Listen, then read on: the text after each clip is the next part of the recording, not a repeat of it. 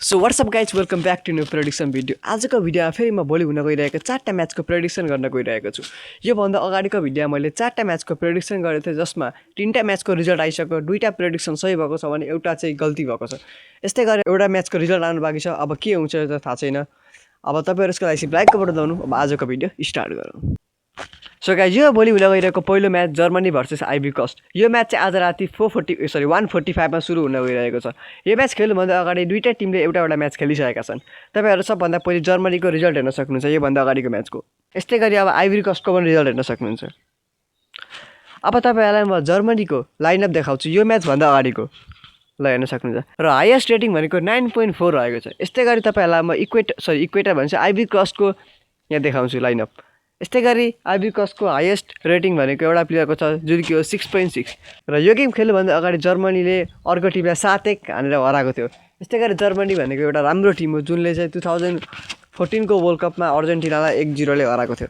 त्यस्तै गरी अब यो प्रेडिक्सनमा म जर्मनी जित्छ र आइभी कोस्ट हार्छ भनेर प्रेडिक्सन गर्दैछु। सो गाइज यो भोलि हुन गइरहेको दोस्रो म्याच इक्वेटर भर्सेस कुरासाओ। यो म्याच खेल्नुभन्दा अगाडि दुईटाले यसपालिको वर्ल्ड कपमा एउटा म्याच खेलिसके र तपाईहरु दुईटैको रिजल्ट हेर्न सक्नुहुन्छ। यही अनुसार अब तपाईहरु इक्वेटरको लाइनअप हेर्नु र इक्वेटरको हाईएस्ट रेटिङ भनेको 6.5 रहेको छ। यस्तै गरी अब तपाईहरु पनि कुरासाओको लाइनअप हेर्न सक्नुहुन्छ। हाईएस्ट रेटिङ भनेको 7.7 रहेको छ र यस्तै गरी मेरो प्रेडिक्सनमा इक्वेटर अलिकति राम्रो टिम हो, कुरासाओ आई डोन्ट थिंक यो राम्रो टिम हो र इक्वेटरले जित्नेछ भने कुरासाओले हार्नेछ। अब अर्को प्रेडिक्सनतिर बढौँ। सो गाइज यो भोलि हुन गइरहेको तेस्रो म्याच अथवा सेकेन्ड लास्ट म्याच। यो म्याच भनेको जापान भर्सेस टुनिसिया बीच हुन गइरहेको छ। यो म्याच भोलि बिहान 9:45 मा सुरु हुन गइरहेको छ।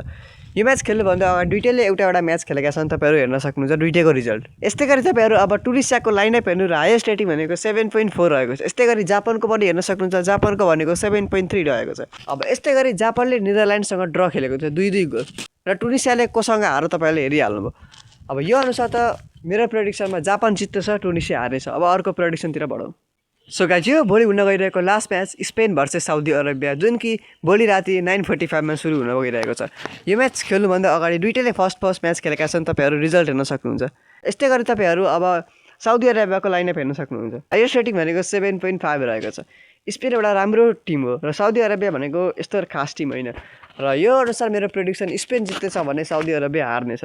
तर स्पेनले पहिलेको जस्तै मेरो प्रेडिक्सन रङ बनाइदियो भने यसमा मेरो केही दोष हुनेवाला छैन। आई होप गाइज तपाईलाई आजको भिडियो राम्रो लाग्यो। यदि तपाईलाई भिडियो राम्रो लाग्यो भने लाइक गर्न नबिर्सनु। यस्तै खालको भिडियो हेर्नको लागि सब्स्क्राइब पनि गरिहाल्नु।